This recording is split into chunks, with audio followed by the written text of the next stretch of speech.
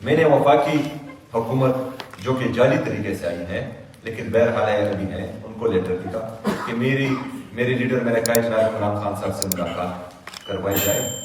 वो नहीं करवा पाए तो एक दफा वो फिर एक्सपोज हुए कि उनको चलती नहीं है, उनको सिर्फ जो है 17 सीटों से बिठाया गया है जिनके पास कोई इख्तियार ही नहीं है।